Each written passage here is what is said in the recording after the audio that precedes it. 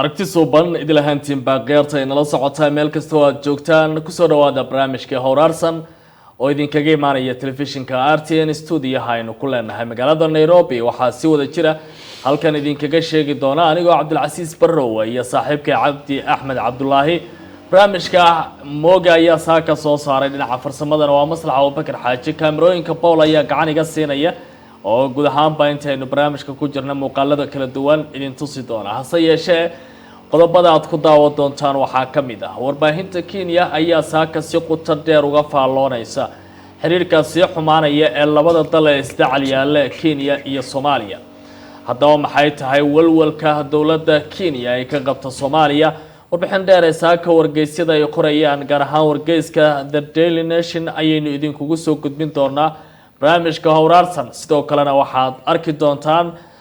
muuqaallo ama qoraallo kartoonis ah oo ay sameynayaan warbaahinta Kenya oo lagu muujinayo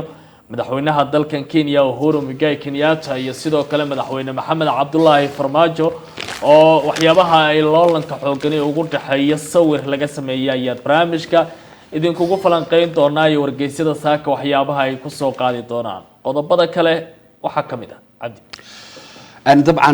داوديال waxa weeyaan maanta wargeysyada dalkan Kenya ayaa hadana waxay soo qorayeen arrin ku saabsan miisaaniyada dalka iyo habka miisaaniyada loo qoro in maaragtay dawlado fara badan ay ka jiraan isla markaasna waxaad moodaa in hadana la isku haysto hirgelinta manhajka cusub ee waxbarashada oo tahay qodobada kale barnaamijka ku daawan doontaana waxaa kamid ah gudoomiyaha ismaamulka Nairobi Mike Mbuva Sonko isaga ku goodiyay in uu shaqada ka diri doono shaqaalaha habacsan oo aan shaqooyinka u diyaarsanayn oo isla markaana yimaado xilliyada munaasibka ahayn ee loogu talagalay shaqada in la soo galo shalay ayuu warkaasi sheegay isagoo ku sugan xarunta dhexe ee dawladda hoose ee magaalada Nairobi ee City Hall waxana uu ku goodiyay in marnaba aanay suuragal ahayn dhaqaalaha dawladda la siiyo dad aan shaqo u diyaarsanayn mashiinno uu hirgeliyay ayaa sidoo kale barnaamijka ku daawan doontaan oo lagu la soconayo shaqagalka iyo ka bixitaanka shaqaalaha magaalada Nairobi dawladda South Sudan waxa ay xiraysaa ilaa 30 safaaradood sida ay qortay wakaaladda wararka Shiinaha waxaana la sheegay safaaradahaasi in loo xirayo sababo la xiriira dhaqaale la'aan dawladda soo food saartay lama carrabaabin safaaradaha ku waayeen waa inoo goordhow qodobadaasi kuwa kale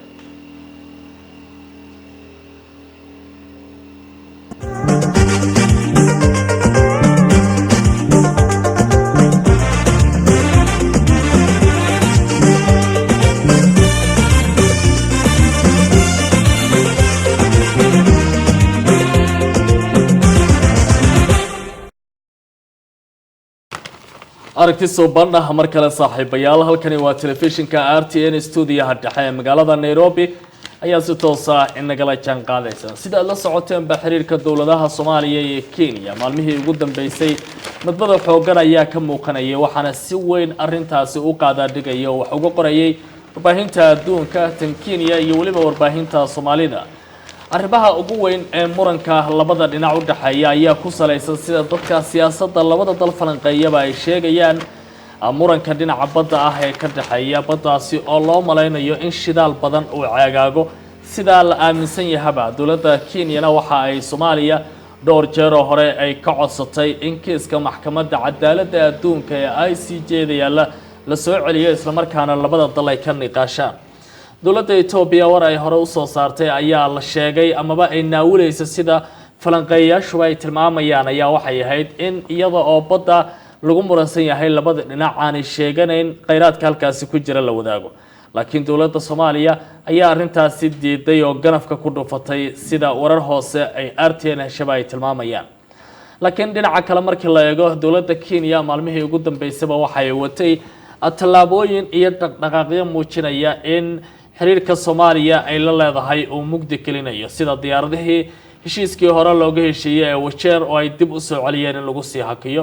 xildhibaano iyo wasiiro dawladda ka tirsanaa oo laga celiyo garoonka diyaaradaha ee Jomo Kenyatta kuwaasi oo shir uga qayb gali lahaa magaalada Nairobi iyo sidoo kale arintan la xiriirta labada dhinac khilaafaadka soo kala dhaxgalay haddaba qaar ka mid ah warbaahinta ayaa si weyn saaka wax uga qoraya wargeyska The Daily Nation ayaa isagu qoray maqaal uu ku leeyahay maxay tahay saska Soomaaliya Kenya ay Soomaaliya ka qabto.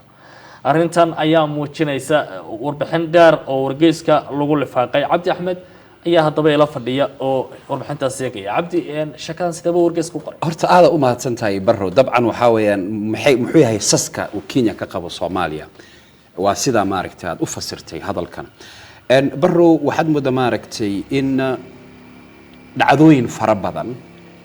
oo hadda ka hor dhacay oo maalimahan ama bilooyinkan soo dhaafnay ayaa moodaa wargeyska inuu ka qoraayo taasi inay sabab u tahay walaaca hadartan Kenya ay Soomaaliya ka qabto. wargeyska horta ayaa wuxuu soo qoraaya inay maaragtay saraakiil shirkada Mareykan ka tirsan inay Soomaaliya hadda ka hor aadeen. taasina waxa weeyaan maaragtay shidaalka in wax laga la saxeexdo iyo sidii loo bilaabi lahaa exploration, yani in maaragtay shidaalka sahmin lagu sameeyo. marka taas ayaa waxaa moodaa maaragtay wargeyska siduu dhigayo in ay Kenya il gaar ah ugu fiirisay. iyadoo arrinta halkaas marayso ayaa haddana waxoogaa Kenya walaaceeda ayaa wuxuu sii batay markii xubno ka tirsan waxaa jira waxyaalo la yiraahdo Bretton Woods Institution hay'adaha Bretton Woods. hay'adaha Bretton Woods waa bangiga adduunka iyo IMF-ta. marka saraakiil IMF-ta ka socdo iyo World Bank ka socdo ayaa la kulmay maaragtay ra'iisul wasaaraha Soomaaliya. marka waxaana laga hadlay sidii Soomaaliya loogu cafin lahaa deenta lagu leeyahay. deentaasi dabcan wargeyska ayaa wuxuu ku qiyaasay inay tahay $5 bilyan oo dollarka Mareykanka Soomaaliya lagu leeyahay. marka Kenya ayaa waxay maaragtay cabasho ka muujisay. waxay tiri Soomaaliya waa wadan burburay. deenta haddii laga cafiyo maxay la imaan kartaa? waayo deenta inta badan deen laga cafiyo Soomaaliya Kenya sasbay ka qabtaa. sasbay ka qabtaa. sababta maxay Soomaaliya isku haysaa ay u mudan tahay in deenta loo cafiyo? laakiin ogow ma aha markii ugu horeysay sidoo wargeyska dhigaya ma aha markii ugu horeysay maaragtay wadama soo burburay oo maaragtay Bretton Woods Institutions ama hay'adahan lacagaha sida World Bank iyo hay'adaha ay u cafiyaan. marka laakiin meeshaas ayaa haddana wargeyska wuxuu soo qoraaya maadaama Soomaaliya shidaal fara badan uu yaalo oo badda maaragtay aan badina weli isku haysano iyo maaragtay saraakiishan martabada sare oo la kulmayo dawladda Soomaaliya ayaa Kenya waxoogaa hinaas wargeyska hinaas buu maaragtay yani way hinaastay ayuu leeyahay. haddii laga tagi waayo Barrow waxa weeyaan arrinta ayaa haddana waxay sii fogaatay. waa sida wargeyska dhigayo arrinta ayaa haddana waxay sii fogaatay markuu ra'iisul wasaare Khayre uu kulan la yeeshay Michael Bolton oo ah maaragtay la taliyaha amniga John Bolton aan raahday oo Mareykanka. marka waxa iyo maaragtay saraakiil sarsare oo dawladda Norway ka socdo ayaa maaragtay Washington ayaa lagu kulmay. marka waxaad moodaa wargeyska warbixinta in calaamad su'aal weyn saarayso ama Kenya aan raahday calaamad su'aal fara badan ayaa waxay saaraysaa waa maxay interest ka hadirtan oo maaragtay durbaba Mareykanka muujinayo Soomaaliya la siinayo. marka waxa lagu leeyahay wargeyska ay wuxuu dhigaa sababahaas oo idil ayaa waxaa moodaa hadirtan Kenya ayadana inay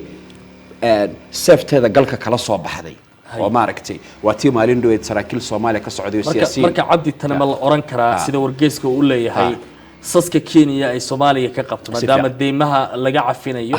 oo dawladda Soomaaliya dadaal xooggan ay uga jirto sanadihii ugu dambeeyay. ra'iisul wasaaraha dalka Soomaaliya Khayre uu booqday Mareykanka isagii wafdi ballaaran oo hogaaminayo waqti halkaas lagu qaatay World Bankiga uu la kulmay. in ma la oran karaa saska dawladda Kenya ay qaatay sida wargeyska uu leeyahay waa muhiimad siinta caalamka maanta Soomaaliya ay siinayaan oo macnaheedu noqonaysa Kenya inay doonayso buqnagooyo siyaasadeed dhinaca horumarka ku dhisan. si fiican marka haddana waxaad moodaa Barrow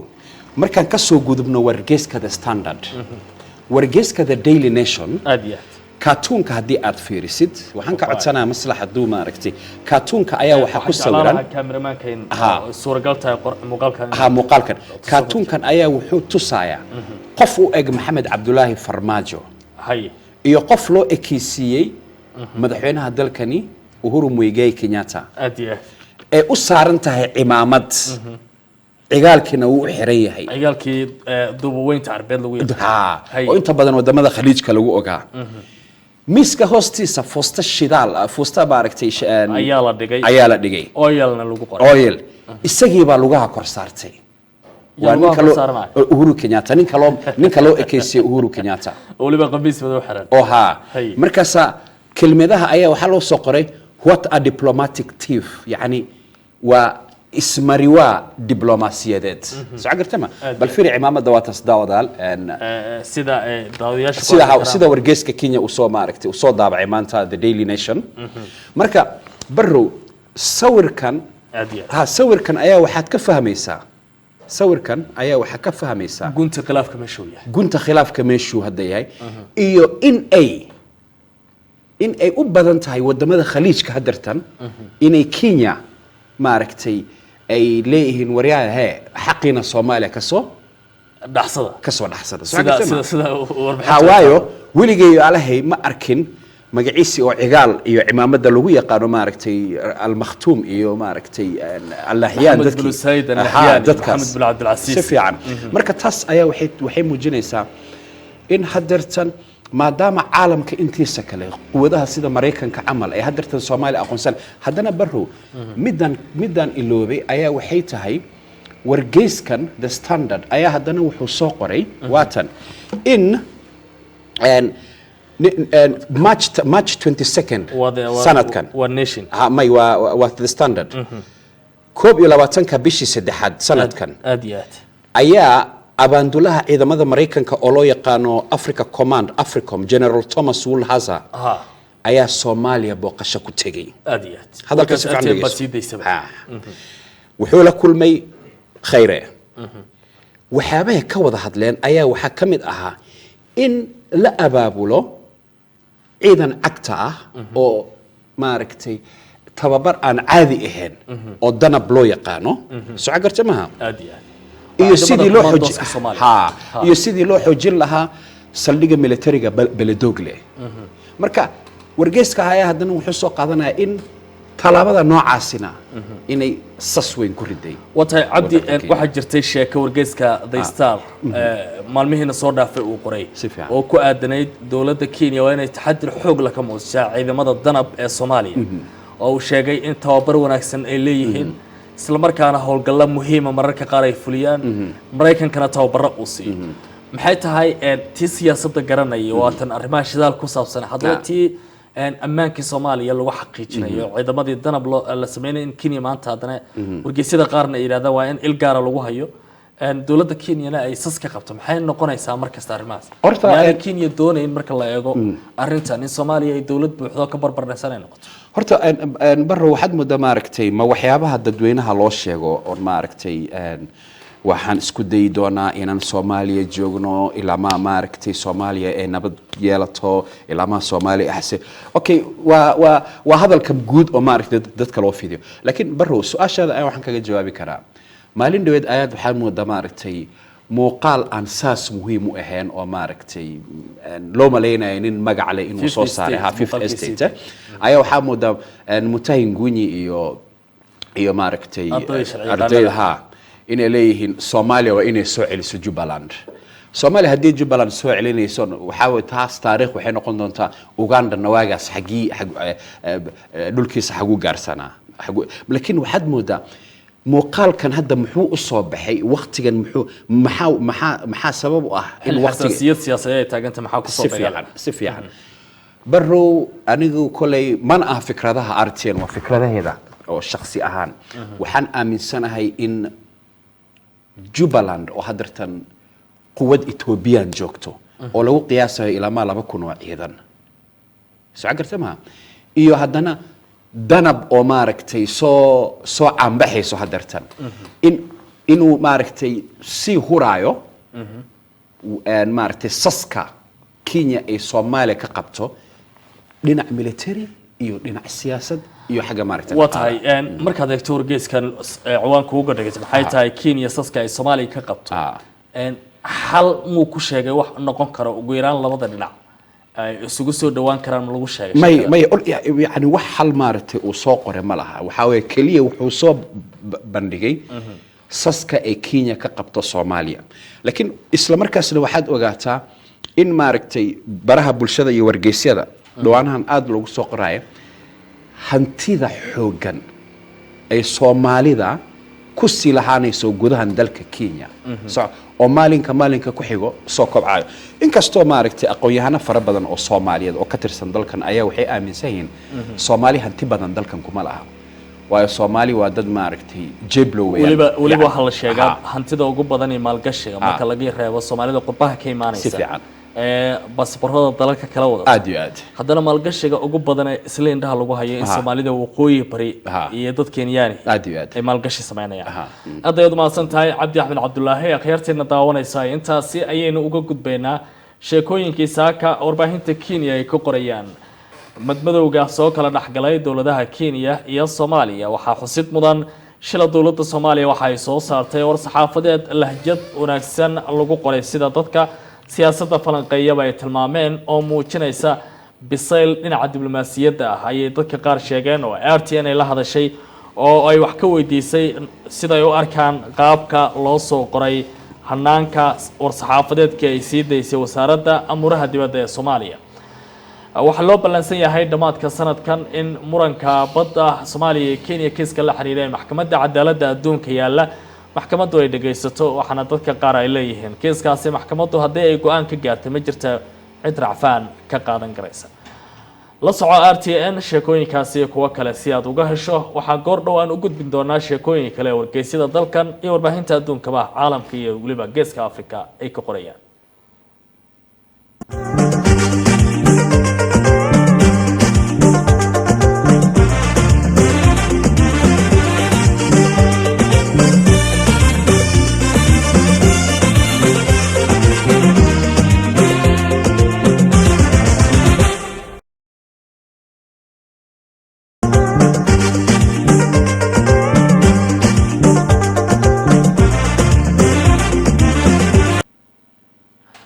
isku soo laabasho wanaagsan akhyaarteena daawanaysa mar kale meel kasta oo aad joogtaan wali waxaad la socotaan barnaamijka Hawraarsan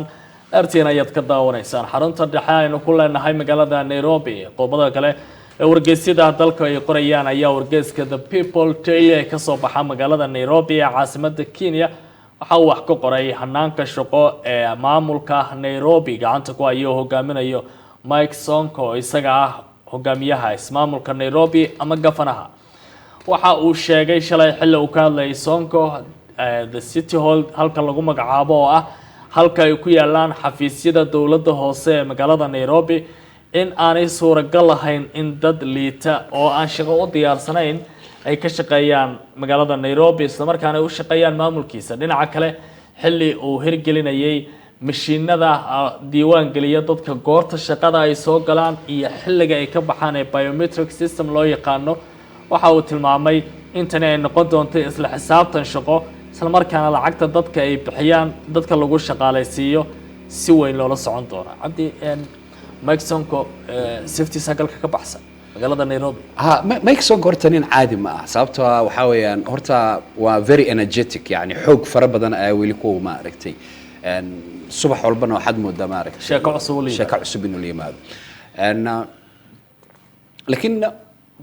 dadka qaar baa waxa laga yaabaa inay isweydiiyaan 2 sano iyo xogaa ayuu hadartan maaragtay yahay governor-ga muxuu hadartan maaragtay biometric system ka uu keenay laakiin biometric system waliga gacanta ma saartay RTN ha saaray soo xal markaa soo galiyo iyo galabi markaa shaqada ka baxay laakiin waxaad moodaa it's never too late yani ma aha wali lama soo daahin laakiin Mike Sonko caadi ma barrow مقال ان عنوان كورجيسكا The Daily Nation horta عنوان aad iyo aad muhiim u ah oo siibatan maaragtay dadka la xiran ama ku xiran RTN oo Soomaalida ah barrow waxa weeyaan how you could lose your land sidee loo kulmin kartaa barrow wargeyska ama warbixintan ayaa waxay soo shaacinaysaa in ay tahay arrin aad iyo aad u adag maanta qofka inuu dhul ka gato dalkani sababta waxaa weeyaan waxaa laga yaabaa maaragtay in lagu keeno maaragtay documentskii oo dhammaystiran uu lawyerkaaga xitaa kugu yiraahdo caadi ma aha waa okay lacagta waad iska bixin kartaa oo lagu geeyo xitaa land xafiiska lagu tuso wax walba macluumaadka everything laakiin barrow waxaad ogaataa dhulkaas aad gadanaysid waa sida wargeyska dhigaayo ayaa waraaqa kuwa la mid ah ayaa qof meel ku haysta siduu ku helay markaa sababta ayaa wuxuu ku helay waxaa weeyaan waxaa la dhaxgalayaa systemkii wasaaradda maaragtay dhulka qaabilsan cabdicasiis barrow oo dhul lannamba halkaas ku leh wixii baa wax laga bedelayaa socod gartama waxaa laga soo bilaabaya wax la yiraahdo green card ma green cardkii Mareykanka lagu aadi jiray may waa mid kale mid oo lahaanshada dhulka dalkan green cardkii ayaa lagu bilaabaa horta waxaa la soo aruurinaa xogtaada adigu leedahay xogtaada dhan qofka iska leh dhulka intuu sharciha dhulka baaxadiisa maaragtay wixii saxiix waxaa la imaanaya national ID kaaga kibaandahaaga adiga wixii dhan ayaa intii la soo miiro ayaa lagu imaanaa waxaa lagu leeyahay barro meeshan RTN agteeda dhul baad ku leedahay soo maaha dhulka anakana waxaan haysanaa sharciyad marka ama wax noo ogolow ama maxkamadda aan sirtiig waa baarasho dhulaad marka waxay noqonaysaa dhulkaagii aad adiga lahayd inaad haddana lacaga ka bixisid si aad u soo ridatid marka arrimahaas yaa lagu eedeynayaa dadka nooca sameeyo waxaa lagu eedeynayaa dad loo yaqaano fraudsters ama been abuurayaal iyo saraakiil sarsare oo ka tirsan wasaaradda dhulka oo dalkani maalin dhaweed bay ahayd xitaa shalay ma ahayd ayaa Mohamed Sozuri iyo dadkii uu hogaanka u hayin jiray oo markii waagii uu ahaa wasiirka uu ahaa gudoomiyaha waaxda dhulbixinta gudoomiyaha guddiga qaranka ee ka arrimaha dhulka ayaa waxay gaareen inay maxkamad heer ayay ka gaareen maxkamadaha inay ku yiraahdaan wallahi ma ogeen anaka in dhul la soo dhacay aan maaragtay xukminay marka hana laga raali ahaado wixiina lagu leeyahay ama lacagihii maaragtay si khaldan noo soo galay marka waxaad moodaa hadeertan inay aad iyo aad u adag tahay si hubaal ah ama si degan aad tiraahdeed alleelahay 50 milyan aan dhulkan ku gatay waa dhul aniga kaliya maaragtay aan leeyahay oo cidna iga daba imaan doonin aad bay u adag tahay watahay haddii qodobo kale ayaa noo soo socday laakiin waqtiga aad baa noo haya maxaynu dulmi karnaa isleedahay may halka qodob ugu dambeeya ayaa wargeyska The Daily Nation ayaa subaxan wuxuu soo qoray in hogaamiyaha aqlabiyada baarlamaanka mudane aadan barre ducaale uu beeneeyay in aysan jirin qorshe baarlamaanka ama xubno ka mid ah baarlamaanka in ay rabaan jigada in laga qaado wasiirka amniga gudaha Fred Matiang'i hadalkaas ayaa soo baxay kadib markii John Mbadi oo ah hogaamiyaha dadka xubnaha ugu tira yar baarlamaanka inuu soo sheegay in qaar ka mid ah xildhibaanada u janjaro dhinaca ku-xigeenka madaxweynaha William Ruto ay doonayeen CS Matiang'i ama Fred Matiang'i wasiir Matiang'i in shaqada laga qaado watahay qaarteena daawanaysa intayna ka bixin barnaamijka dawladda koonfurta Suudaan waxa ay sheegtay inay doonayso in albaabada u laabto 30 safaaradood iyo qunsuliyada ay leedahay oo ku yaala caalamka kadib markii dhaqaale yari ay la soo diristay dalka ugu yar caalamka ee South Sudan arrintan ayaa waxaa loo sababeynayaa dhibaatooyinkii ka soo gaaray dagaaladii sokeeye ee 2013 ka qarxay dalkaasi 2 sano kadib markii ay ka go'een Suudaanta inteeda kale isla markaana dadka laga aruuriyay oo afti ahaa ay uga go'een Suudaan mas'uul u hadlay ama afayeen u hadlay wasaaradda amuraha dibadda ee dalkaasi ayaa waxa uu sheegay wakaaladda wararka ee dalka Shiinaha iyo sidoo kale wargeys ka soo baxa gudaha wadankaasi South Sudan oo jubba xaruntiisu ay tahay in arrimahaasi ay uga dan leeyihiin markii xal loo waayay in safaaradahaasi ay sii shaqeeyaan iyo qunsuliyadaha wali muu cadeen safaaradaha la xiraya meesha ay ku yaalaan iyo qunsuliyadaha la damacsan yahay albaabada loo laabo laakiin waxa uu sheegay in la isla gartay in la xiro laakiin qorshaha safaaradaha dib laga soo sheegi doono warbixintaasi waxay goniyo go'aanadu ahayd barnaamijkii howraarsan oo aad ka daawanayseen telefishinka RTN stuudiyaha dhexe magaalada Nairobi Cabdi Axmed Cabdullaahi iyo Cabdilcasiis Barrow ayaa saaxiibayaal idin sheegaya dhinaca farsamada injineer Maslax Abubakar Xaaji ayaa farsameynaya oo mashiinada kala duwan magsarada gacanta ku haya guud ahaanba dhinaca kale waxaa soo saaray barnaamijkan Cabdulqaadir Maxamed Mooge oo isagaan uga mahad celinayo waqtiga qiimaha badan oo barnaamijkan galiyay soo saaristiisa Paul ayaa sidoo kale leeyahay waad ku mahadsan tahay kaamirooyinka oo inaga saaciday soo gudbinta muuqaaladan quruxda badan tan iyo kulanti dambe waa inaga iyo idinkoo saaxiiba ah oo idin leh Ramadaan wanaagsan